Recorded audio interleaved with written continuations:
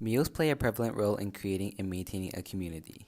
We interviewed 12 students about their mealtime behaviors as well as how they identify with individualistic and collectivistic cultures. In this part of the video, we will be asking interviewees what an ordinary meal is like with their family.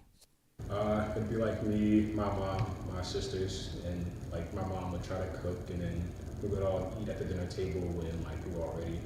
Like we usually just talk about like how school is going for like either of us, and then like just like normal family stuff, no phones, no music, no TV. At a family dinner, who sits at the head of the table? It's like it's not really a head because like it's like this, but against the wall. I guess It's like a long table. Yeah. My mom really likes to cook, so she will make like chicken or pasta or salmon and vegetables and like soup or something. I don't know. She goes all out usually. Is there normally music playing or TV? Yeah, always jazz music on the intercom because she loves jazz. And then if it's not jazz, it's either the news like CNN or like stupid TV like Family Feud or something. And do you bring your phone to the table? I usually don't just because I know she'll yell at me if I bring it. But if we're not all there, then I'll bring my phone because if we're not all there, then I can eat by myself. Are you normally all there? In high school, up until like sophomore year, we would have dinner usually all there. But then my school is a boarding school, so then I stopped eating dinner at home and I just ate at school with my friends. And so at a normal family dinner, who would sit at the head of your table? Our table's a circle. Okay. But technically, I think my dad's at the head because his chair faces the TV, so it's like the prime spot. And then we just sit around. An ordinary dinner. So it's a little bit tricky because during my high school years, I spent the whole high school years in Nanjing, which is not my hometown, and my parents stay in Yancheng. So just in Nanjing, I only stay with my grandma, and so I would say it's just two different settings for family dinner. If I'm with my dad and my mom, we just like sit down. Usually, I remember when I was really young. I think my dad was a little bit. He's kind of strict with the rules, so he set rules that you cannot. I don't know. Like you have to put all of your hands on the table. You cannot put one of your hands down when you're eating. That's not permissible. He thought that it's kind of not respectful to other people who are staying on the same table with you. And yeah, but then I feel like when I got older, my dad wasn't that strict with me anymore, and that includes other aspects of my life as well. So that was easier to eat at dinner. And also, I think I'm not sure if that happens in every family, but just in my family, we talked a lot during dinner time. Like we talked so much, we just kept talking. My parents also said that they tried to get to know more about my daily life at school when we were eating dinner. It was a good time to talk. Also, my grandma also stayed with us. So basically, ever since I was born, my grandma stayed with me. So it was usually four of us sitting together and eating. Yeah, at home, it's a it's a rectangular table. You can put, I think, 3 people on this side, and then 1 on each side. Usually, at the end of the table, there aren't any person. We just put all of a glass of flowers or some other snacks at the end of the table.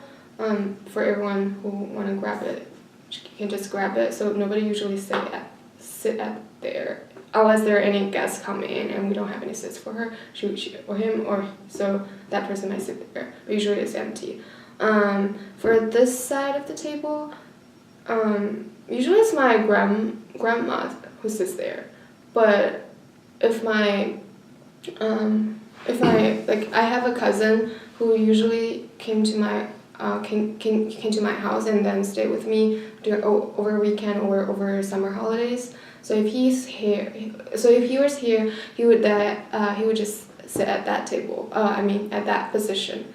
And I do remember that when I was a little bit young, usually when I was in primary school, I would sit at that position. But it's not like you have to sit there. It's just usually a preference, or it's like a fixed sitting. I usually like to sit at that on the long side of the table because I just like to sit on the long side of the table. My dad would usually sit beside me. I think I also like to sit beside my dad. He's a little bit more casual than my mom, and my mom would sit on the opposite of me. Eating with my family at home would usually consist of me, my mom, my dad, and my brother, and we would all like sit at a dinner table together at like a set time. It was usually like 7 p.m. every single day, and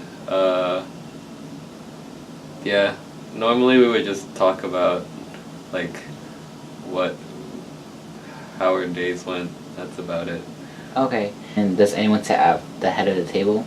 There's really no head of the table. There's usually TV playing something, and I guess we're allowed to bring our phones to the table, but I usually don't use it.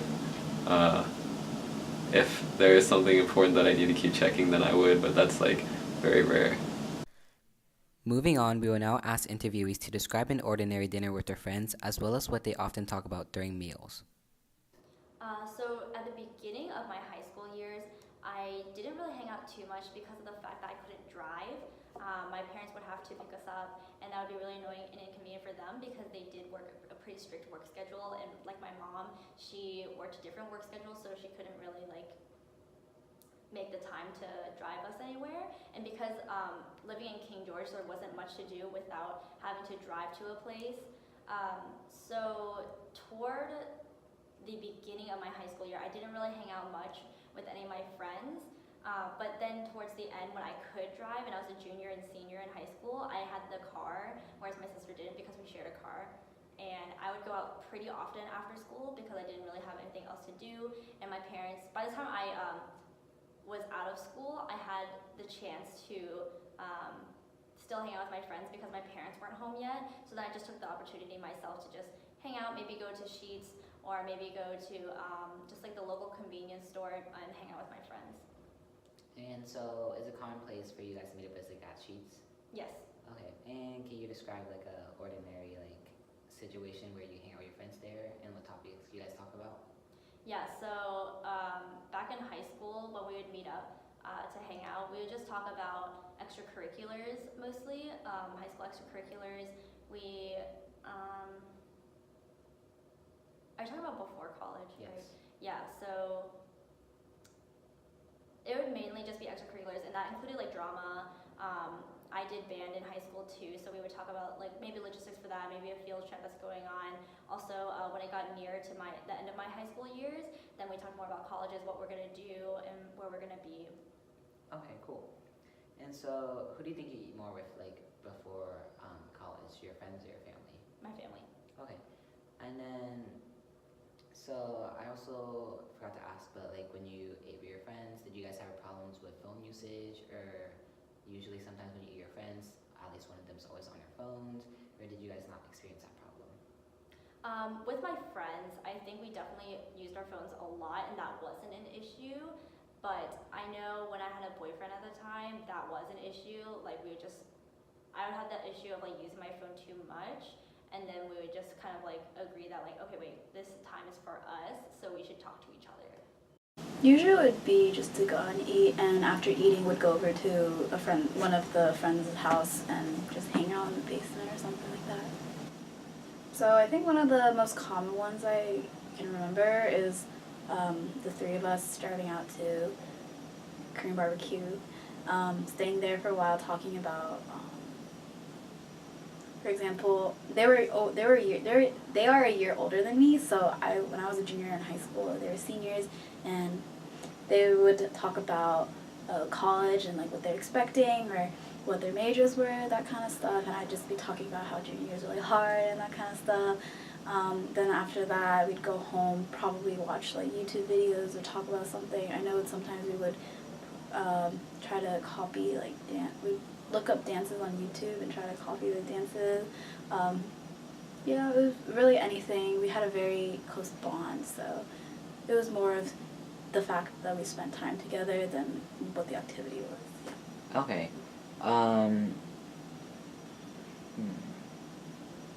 Sorry, I'm like looking at the list of questions. And also, did you guys have an issue with phones? Did you guys normally sometimes friends would always be on their phones when they're hanging out, or sometimes usually it's pretty good when no one uses their phone. Usually it's pretty good. Yeah. Okay. So at school, we would probably have like chicken or mac and cheese or salad or cereal if we were eating at school. Otherwise, we would go to like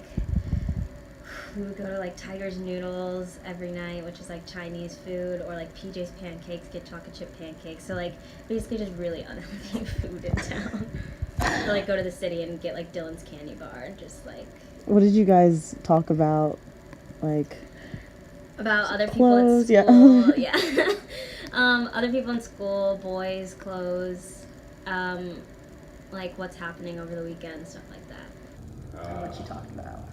You know, we talk about sports, politics from time to time. Politics. Craft joke, yeah. Like, I know, like if you say anything political, like they'll just start going and they won't shut up.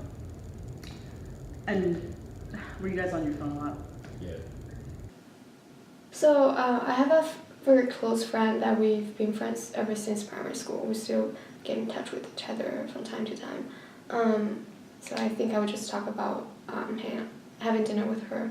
Usually it's we would pick a restaurant that we both would like to go, and then just go there and just went there and then sit down and just order whatever we want, and we'll just talk about whatever things that we want to talk. Okay. Were there any specific topics that you talked over? Not quite specific. Like we just like to Just share random. about our very random. Okay. Who do you eat with more, your friends or family? When I was back in China. Yes, when you were back in China. Definitely more with family. Family. Okay. When you are out to dinner with your friends, how often do you use your phone? It depends on who those friends are, I guess. I don't know. So personally, I have a very high standard for friends. So I might hang out with some people a lot, but they aren't necessarily my friends. And I guess in that circumstance, I might check my phone a little bit more because sometimes I'm not that interested in what they were talking about, or And also usually that was with a group of people. But if I go out with my closest friend, say my best friend in high school or my first year roommate, when we were back in China, we ate together, I don't think I would really check my phone unless it's very urgent or something. Usually I just don't. Finally, we asked the interviewees how they identified with individualistic and collectivistic culture. In our research, we defined individualistic culture as characterized by the habit or principle of being independent and self-reliant, and collectivistic culture as characterized by the practice or principle of giving a group priority over each individual in it. I would describe myself as like someone who like my individualism, but has a caring for the community and general humankind. Because I have to admit that I will put myself in my decision-making process. But I still believe that if someone just only think about someone who is so egocentric and so self-centric, it's not complete. One can only be full when he cares about the greater society, community, or the whole human race. It's a care for human race that makes human being great. It's one of the pillars of humanity. Probably a little bit in the middle. Sometimes I put myself ahead, sometimes I put Yeah. whatever is more Which one would you beneficial. lean towards? Say individualistic, because I don't think I've had many opportunities to put a whole. I mean, I can't think of any specific time where it came down to either me or them. I kind of just do what's good. And who do you think would influence this answer more, your friends or your family? Friends. I think I describe myself as a 2, so leaning more towards individualistic. I think part of it is just like growing up in America. It's definitely more of an individualistic culture, and I guess it's different with like school and family, because with my family I definitely feel less individualistic, and I feel like I put my family first. But like in school, it's always, I don't know, school has always taught you to like, you kind of need to be competitive and you need to achieve and like set yourself apart. So I think that's important. So I think because I've spent a lot of my time, I don't know. Because you're raised in both Chinese culture family, right? But also being raised in American society, which highly emphasizes individualistic aspects. Do you think that kind of like clashes with each other, or do you think it's fine? For me, I think it's fine. I think it has to do with like maybe my own personal like family dynamic, because my family, I feel like my mom has always been also a little bit on the individualistic side. Like she wants us to like set ourselves apart and like maybe not always have like the collectivist view. Yeah, so I feel like she's always kind of taught us to have the individualist view. And I can see how sometimes my extended family has a different view, but we're not extremely close to our extended family, and we live far apart, so I've spent most of my life not kind of unattached from that. Influences this answer more, as in like your number being 2, as in like on the scale, you're like friends or your family? I think that my friends kind of influence it more, just because I can relate better to like my peers that are my age, and like having a similar background, like having grown up here in America, and like experienced education, like the school system here. And I think that my parents have a very different background, so I can't relate to them quite as much in that aspect. Probably more individualistic.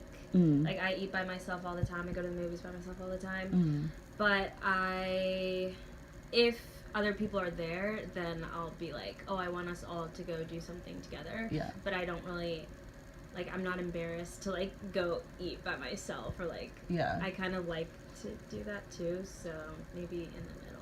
Do you think your friends or your family influences that more? I don't think either of them do, because none of my friends or family are very individualistic. They all like, oh, my mom always wants to eat together, my friends always want to eat together. Like in high school, they couldn't dream of going to dinner by themselves, and I just don't care. So I don't think either of them really influence, or maybe they both do, because then there's just too many of them, and I need to like be by myself. But I don't know.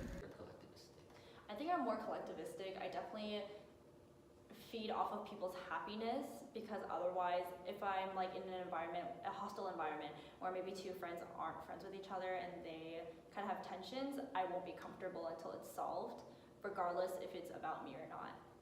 Okay, and do you think growing up in a Chinese-oriented family household, do you think because Chinese tradition often emphasizes collectivistic values versus an American family household that generally emphasizes individualistic culture, do you think that has influenced your your identification? Yeah, so I think I come from a different background. I understand where you're coming from and your claims of Chinese being more collectivistic and Americans being more individualistic, but from my childhood, my dad always told me, don't do things for other people because you'll be stepped on, because you'll be taken advantage of. And I think that might be the cause of being in a predominantly white community where Americans are more individualistic, so then my dad kind of assimilated himself into that mindset and just wanted to raise us for the betterment of ourselves as opposed as a collective force. Okay, and how do you think friends and family factors into your decision or your preference based off this answer, saying you're more collectivistic? Yeah, I don't know. Like when I was with my friends, I was definitely still collectivistic or more collectivist kind of mindset as opposed to individualistic. I don't know if it's because I just kind of wanted to refuse what my dad said, and I didn't want to have that selfish mindset. But I don't think it either or changed my mind really. Okay. So I think that also depends on where I was on the axis of time. So when I was maybe in middle school or even primary school, I might be more collectivistic. I was the head of the, I don't know, 班长. I don't know what's head that. of the class. Probably something like that. Of my class, both in primary school and middle school, and I definitely had like a more sense of responsibility that I have to take for the class. Say I would care about others' feelings, and also I don't know, I try to contribute more if there's like it's very Chinese style, if there's a class-wise or even school-wise event, I would definitely put more effort in that. But ever since high school and that's increasingly so in college, that I felt more individualistic. I think one is that it's probably related to the philosophy that I study. It's more Western philosophy, and they emphasize a lot on individualism, especially because I study a lot about philosophy, modern philosophy or even postmodern philosophy. Yeah, and also probably because just in Western culture it's more individualistic. I don't tend to think that more about a collective group. And also I don't have a collective group that I have to stick with, except MSN.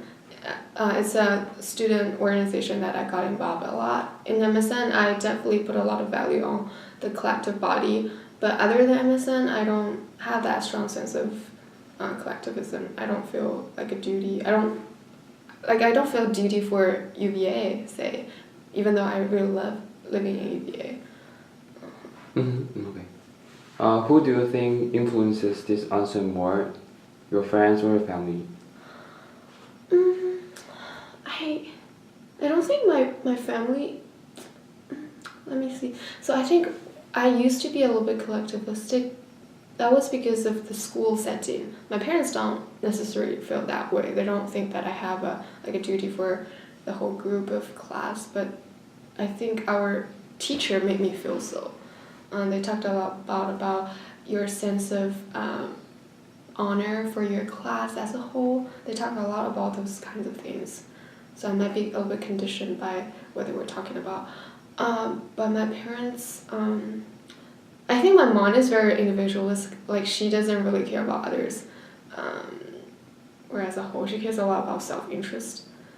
And my dad, he is a little bit different. He's a little bit influenced by Chinese philosophy. They talked about the family and also your family as family is a tree and you're only a stem from your family. In that way, you have to give back to your whole family. And my dad spent a lot of effort in trying to help other family members, his cousin, his even some other distant relatives. My dad is a little bit different on that account, but he's also, he's a little bit mixed.